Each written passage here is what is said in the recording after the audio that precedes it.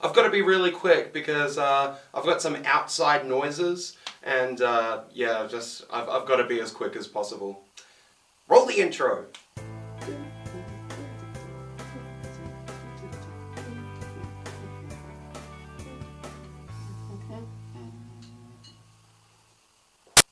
Deadpool 2.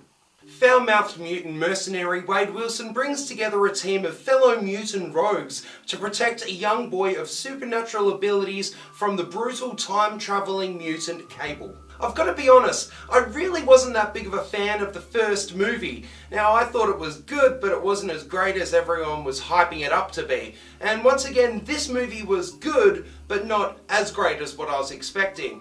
I guess I'll start with what I liked about the movie and what I didn't like about the movie. I don't know why I said it like that. Now these are the things I liked. I thought that the action was a lot more impressive this time around, and I think it mainly comes from the fact that David Leitch, co-director of John Wick, was behind the lens. I thought it was a lot more kinetic and you got a real feel of what Deadpool could do. The music choices here were terrific as well, from Dolly Parton's 9 to 5 to the acoustic version of Take On Me. Not only did it suit the action well, but it also just felt like that they were on something of Deadpool's mixtape. The score by Tyler Bates was great, I loved it, and as much as it pains me to go against such a great Aussie talent, it shits all over Junkie XL's score from the first movie. The jokes were really good, as you'd expect. You know, you got a lot of specific humorous references, but I also appreciated a lot of business Hollywood jokes. I was also impressed that a lot of this movie featured less Deadpool and more Wade Wilson. It had a lot more heart and a lot of genuinely touching moments. Domino is my favourite of the bunch. She's definitely not like she is in the comics in terms of personality. In fact, I think she was a little bit almost like Deadpool in the attitude sort of way here, but her power set was wonderful to see, and after seeing how awesome Zazie Beetz is in Atlanta, I can't wait to see what she does next. The secret cameo was fucking awesome. Oh god. Anyway, I lost my shit and it was almost like blink and you'll miss it, but yeah, it's like tits out of 10 for that. Now when it comes to Cable, once again, he's like Domino, a big diversion from the comics, but the general mold of the character is intact, although seriously underpowered. Anyway, this is the year of Brolin, who I love. Like seriously, after No Country for Old Men, I was like, who dat? And now I've like seen everything that he's in, including Everest, which is a great movie and I highly recommend you watching it.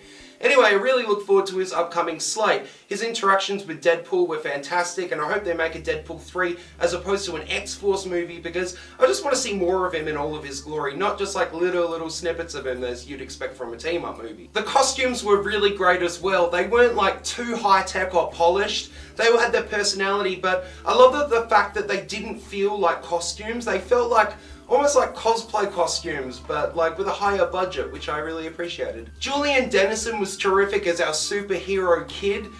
He brought a lot of his specific style of humor and his acting was great, pretty much on par with what he did in Hunt for the Wilder People. Time for some things which I didn't like. Now the pacing on this movie sucked ass. After the film, I was surprised to see that it was only 2 hours, especially considering the fact that the first movie was crisp and just a really tight story, and I think it came down to the writing and trying to expand the Deadpool universe.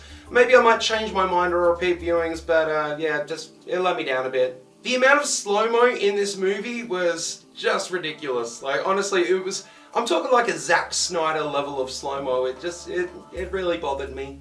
The story beats were just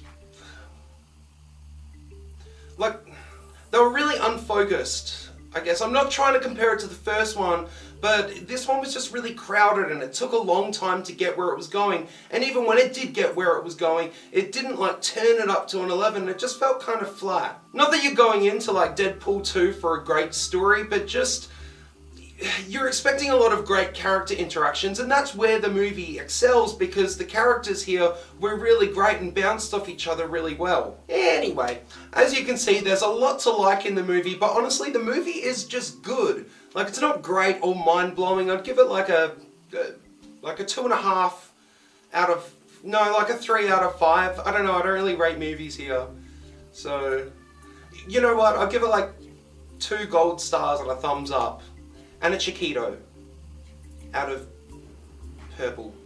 So what did you think of Deadpool 2? Did you like it more than the first one? What do you think of that post-credits scene? Comment below, let me know, and of course if you like this review and want to see more, subscribe and click share to see more. Thanks for watching, see ya.